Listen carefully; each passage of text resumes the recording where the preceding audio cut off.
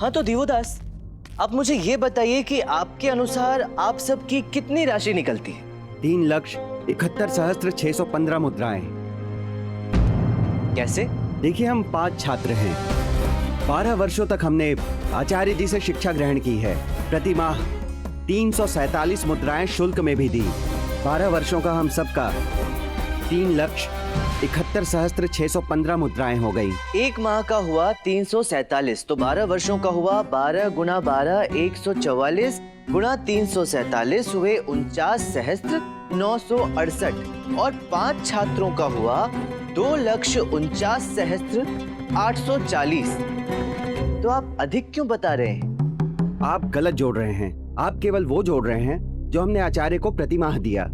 जो धन दिया है उसका ब्याज का चक्रवृद्धि ब्याज वो कौन जोड़ेगा? और प्रत्येक व्यक्ति का चक्रवृद्धि ब्याज होता है 74,323 मुद्राएं। इसे 5 से गुणा करेंगे तो 3,71,615 मुद्राएं होंगी। आप चाहे तो फिर से गणना कर सकते हैं। नहीं, उसकी आवश्यकता नहीं है। मैं तो केवल ये देखना चाहता था कि आपको गणित कितनी अच्छी तरह से आती है, और ये मानना पड़ेगा कि आप गणित जानते हैं। जी हाँ, और ये ज्ञान आपको गुरुवर चक्रपाणी से ही मिला है।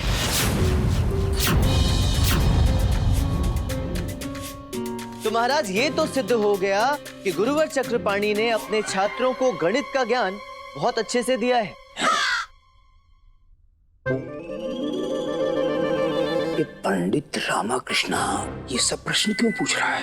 कहीं इसकी कोई चाल तो नहीं? अब आप मुझे ये बताइए कि आप रोजगार की खोज में सर्वप्रथम कहाँ गए थे? मैं सबसे पहले सूरत गया। अच्छा, सूरत, वही ना जो पूरब में बंगाल के पास है। क्या बात कर रहे हैं आप? सूरत पश्चिम भारत में है, गुजरात में है। अच्छा, उसके पश्चात कहाँ गए थे? उसके बाद मैं उज्जैन गया। उज्जैन, वही जो व्यापार का मुख्य केंद्र है, वही सूरत के आगे पश्चिम में ही तो है। बिल्कुल नहीं, उज्जैन सूरत से पूरब में है और वो कोई व्यापार का केंद्र नहीं है, धार्मिक स्थल है। महादेव का पौराणिक मंदिर है वहाँ पर, जो 12 ज्योतिर्लिंगों में से एक ज्योतिर्लिंग है। माता का शक्ति पीठ है वहाँ पे, और वहाँ शिप्रा नदी के किनारे 4 महाकुंभों में से एक कुंभ समय समय पर लगता है। अच्छा हाँ, वही ना जहाँ राजा राम का राज हुआ करता था। आप विक्षिप्त हो गए हैं क्या रामाकृष्णा जी? राम अयोध्या के राजा थे। उज्जैन तो राजा विक्रमादित्य की नगरी थी। वहाँ आज भी विक्रमादित्य के बड़े भाई भरथरी की साधना की गुफा है। अवश्य होगी, एक ना एक दिन भ्रमण करने अवश्य जाऊंगा वहाँ। आप ये बताएं कि उसके पश्चात आप और कहाँ गए? उसके पश्चात मैं दिल्ली गया। दिल्ली, वही ना जहाँ मनुस्मृति का न्याय चलता है? रामाकृष्णा जी, आप कितने अज्ञानी हैं। दिल्ली में मुगल शासन है, वहाँ पर इस्लामिक कानून चलता है और मनुस्मृति का प्रचलन तो अब लगभग खत्म हो चुका है। कैसे? केवल वही एक संहिता तो बची है भारत में अब। क्या कह रहे हैं आप? और भी बहुत सारी संहिताएं हैं। परशुराम की संहिता, वशिष्ठ पराशर की संहिता, और न्याय और नियम के लिए सबसे उत्तम और उत्कृष्ट है चाणक्य की चाणक्य नीति। अच्छा, वो सब रहने दीजिए। आप ये बताइए कि दिल्ली के पश्चात आप कहाँ गए थे? दिल्ली के पश्चात मैं कहाँ गया कहाँ नहीं, इससे आपको क्या लाभ? वैसे भी आपको इतिहास, भूगोल, न्याय और दर्शन का तनिक भी ज्ञान नहीं, फिर भी बार बार पूछ रहे हैं। क्योंकि आपको ज्ञान है। आपको इतिहास, भूगोल, न्याय शास्त्र और दर्शन का बहुत अच्छा ज्ञान है, और ये ज्ञान भी आपको गुरुवर चक्रपाणी से ही मिला है।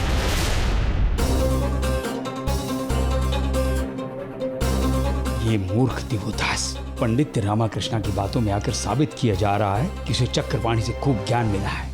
अच्छा, आप ये बताइए कि भोजन कैसे खाते हैं? पत्नी पकाकर खिलाती हैं? कमाल की बात करते हैं आप।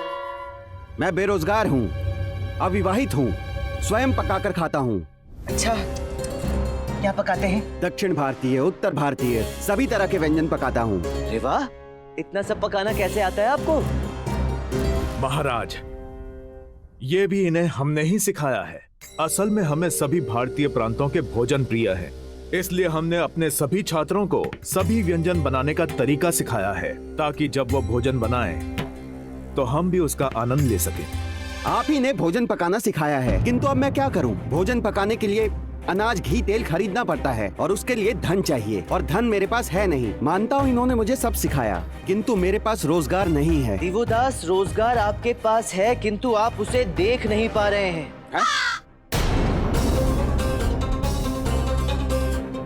आप सारे भारत का व्यंजन बनाना जानते हैं। आपको इतिहास, भूगोल, दर्शन, न्याय शास्त्र और गणित का भी कितना अच्छा ज्ञान है।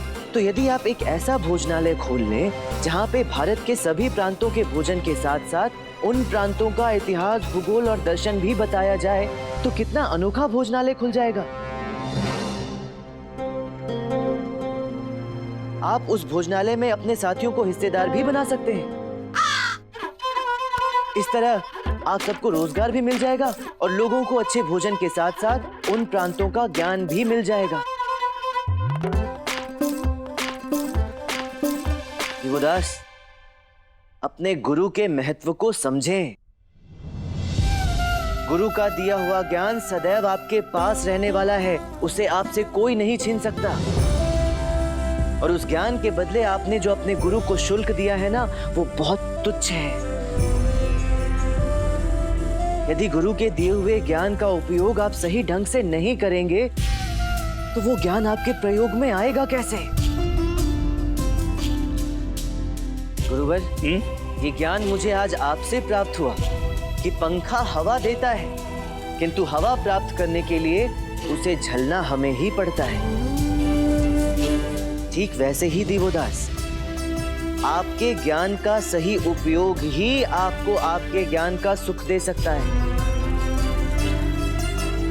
आप अपने ज्ञान का सही उपयोग ही नहीं कर रहे हैं और बदले में अपनी बेरोजगारी का दोष अपने गुरु पर मढ़कर उनसे ही धन प्राप्त करना चाहते हैं, जबकि शिक्षा प्राप्त करने का सही अर्थ यही होता है कि आप रोजगार स्वयं पैदा करें।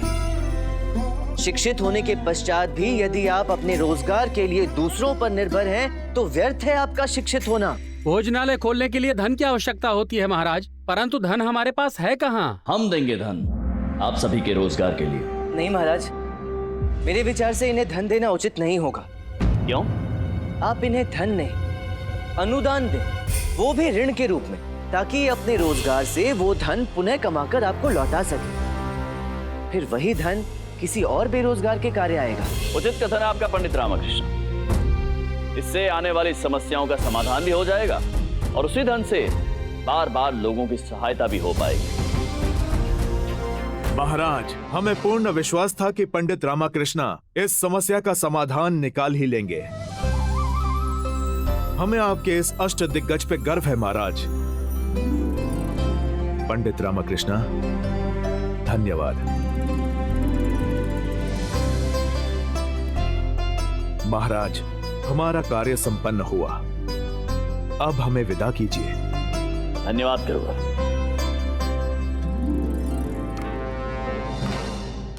और आप सब शिक्षित हैं। हम आपसे अनुरोध करना चाहेंगे कि आप अपनी शिक्षा का सही उपयोग कीजिए। आपका धन आपको प्राप्त हो जाएगा, आप जा सकते हैं। प्रणाम महाराज। पंडित रामकृष्ण, कल हमने दरबार में कहा था कि हमें खेद है कि हमने आपको अपना अष्ट दिग्गज नियुक्त किया, परंतु आज हम अपने शब्द वापस लेते हैं। और असल में हमने अष्ट दिग्गज का पद छीनने की बात आपको उकसाने के लिए कही थी, ताकि आप शीघ्र समाधान खोज सकें। महाराज, मैं जानता हूँ आपने ये बात मुझे उकसाने के लिए कही थी, ताकि फिर एक बार मैं आपकी उम्मीद पर खरा उतरूं। हम विजयनगर राज्य को सौभाग्यशाली समझते हैं कि हमारे पास आप जैसा अष्ट दिग्गज है। आप विजयनगर राज्य का गर्व है पंडित रामकृष्ण।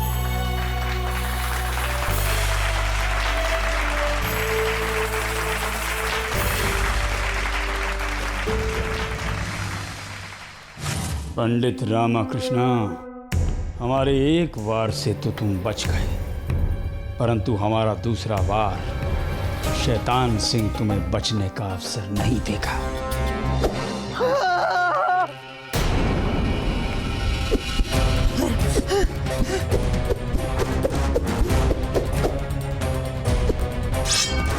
अब भी समय है रामा, मान जाओ, अपनी पराजय को स्वीकार कर लो। नहीं, मैं अपनी पराजय स्वीकार नहीं करूंगा। तो अपनी मृत्यु को स्वीकार करो।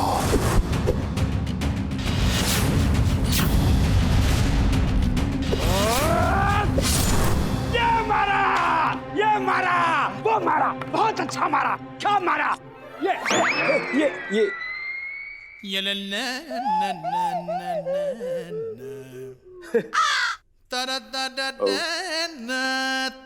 हम स्वप्न देख रहे थे।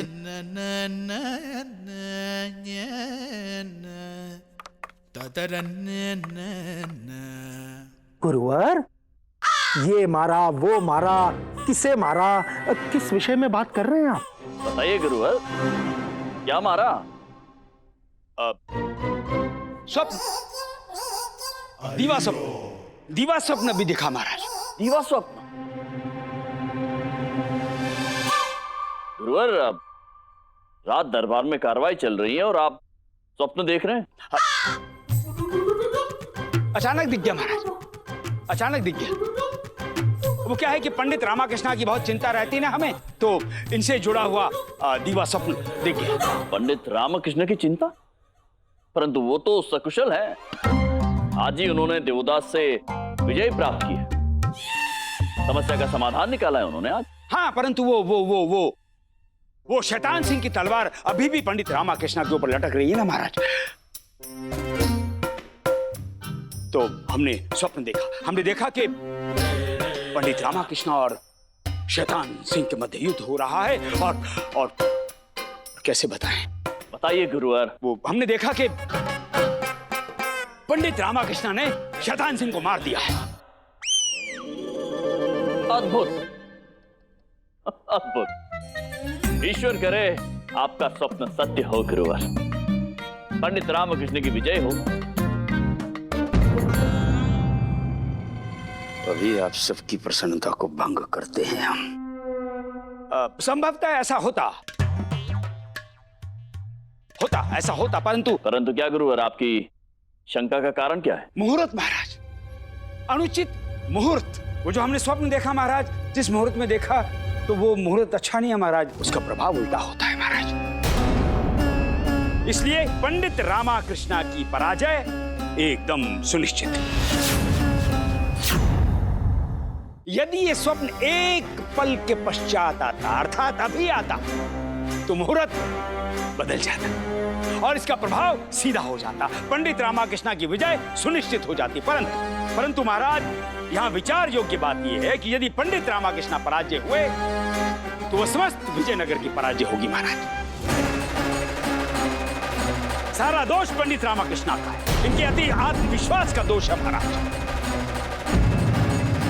और महाराज, हमारी राय यह है कि पंडित रामाकृष्णा को अष्ट दिग्गज के पद से निष्कासित कर देना चाहिए। क्योंकि महाराज, यदि पंडित रामाकृष्णा पराजित हुए, तो सब लोग यही कहेंगे कि विजयनगर के अष्ट दिग्गज पराजित हो गए। महाराज, ये सब हम विजयनगर की भलाई और सम्मान के लिए कह रहे हैं। क्यों पंडित रामाकृष्णा जी? पंडित रामाकृष्ण को कोई सदमा तो नहीं पहुंच गया महाराज? पंडित रामकृष्णा, क्या बात है? महाराज, गुरुवर की बातें सुनते सुनते मुझे भी एक स्वप्न आया, वो ही देख रहा था।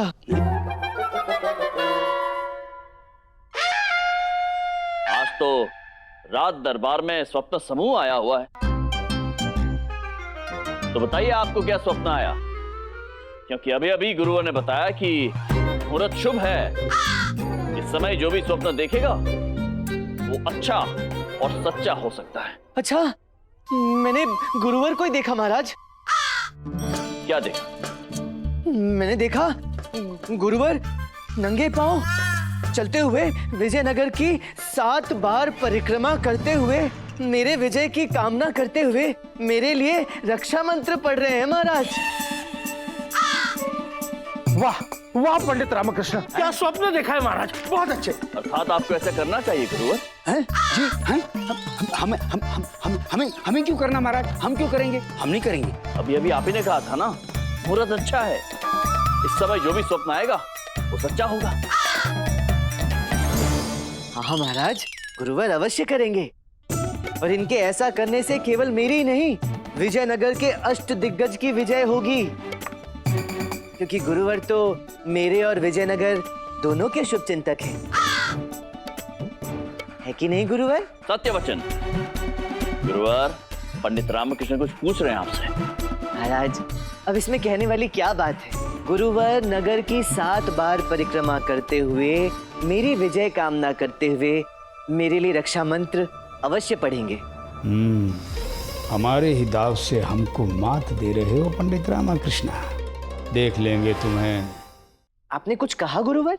हाँ हाँ हाँ हाँ, करेंगे करेंगे, क्यों नहीं करेंगे, अवश्य करेंगे।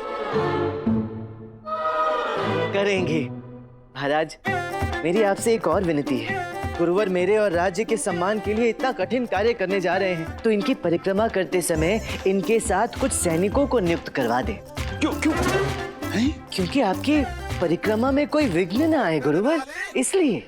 ये सैनिक साथ रहेंगे तो हमको पूरी 7 परिक्रमा करनी ही पड़ेगी, नहीं तो हम 1-2 परिक्रमा करके लौट जाते। पंडित रामकृष्ण, तुम हमको बुरा फंसा रहे हो। देख लेंगे तुम्हें। उचित है। तो जब गुरुवर परिक्रमा कर रहे होंगे तो उनके साथ कुछ सैनिक जाएंगे, उनके अंग रक्षक बनकर।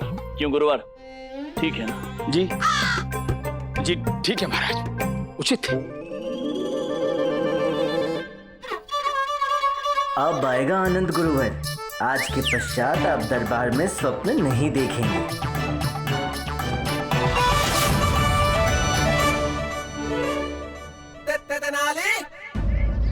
परिक्रमा से तो गुरुजी का हाल बुरा हो जाएगा। अरे इतनी गर्मी है, मुझे तो लगता है इस गर्मी में हमारे गुरुजी बेहोश हो के गिर जाएंगे। अरे चुप रहो गधो, मनोज कहेंगे। जब भी बोलोगे बुरा बोलोगे। देखते रहना, हम इसका पूर्ण प्रतिशोध लेंगे पंडित रामकृष्ण से। अर्थात शैतान सिंह पूर्ण प्रतिशोध लेकर रहेगा। आप आदमी नहीं है, ढोलक है, ढोलक। दोनों ओर से बचते हैं। एक तरफ आप चाहते हैं कि मैं उस रामा को परास्त करूं, और दूसरी ओर उस रामा की विजयश्री के लिए परिक्रमा कर रहे हैं आप। शैतान सिंह, एक बात बताओ। पूछो। बुद्धि बड़ी कि भैंस? भैंस, वो हमें दूध देती है। बैल थे, बैल हो, बैल रहोगे। कुछ कहा क्या? हम कह रहे हैं कि तुम हमारी इस बात का अर्थ नहीं समझोगे शैतान सिंह। अरे भैंस के दूध देने से मेरे ना समझने का क्या अर्थ है? क्योंकि तुम अभी तक बुद्धि के महत्व को नहीं समझ पा रहे हो। उस पंडित रामकृष्ण ने तुम्हें अपने घर के बाहर गिराया, मधुमक्खियों से कटवाया। वो सब बुद्धि का कमाल था।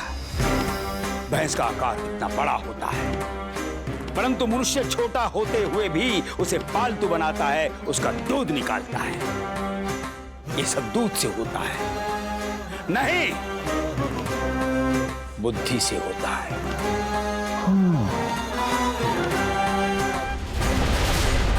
हम भी बुद्धि का खेल खेलेंगे पंडित रामकृष्ण के साथ।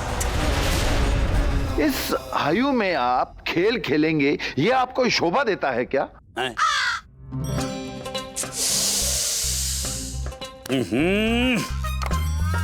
ये खेल नहीं, योजना है मूर्ख। अब देखो, आज सबको लगेगा कि हम पंडित रामकृष्ण के लिए विजय मंत्र पढ़ रहे हैं, परंतु परिक्रमा के समय हम तुम्हारे लिए विजय मंत्र पढ़ेंगे और विजय श्री तुम्हें प्राप्त होगी। वाह वाह वाह तथाचार्य जी, वाह। इसे कहते हैं मुंह में राम बगल में छुरी। वाह। हाँ ठीक है, अधिक उछलो मत, सावधान रहना। धनीमणि तुम्हारे साथ रहेंगे। पंडित रामकृष्ण की हर गतिविधि, हर तैयारी पर दृष्टि रखवाना, ताकि तुम पंडित रामकृष्ण से उत्तम तैयारी कर सको। और बाकी का कार्य है हमारे मंत्र कर देंगे। आप चिंतित मत होइए तथाचार्य जी, मैं रामा की तैयारी पर दृष्टि रखूंगा और उससे अधिक तैयारी करूंगा।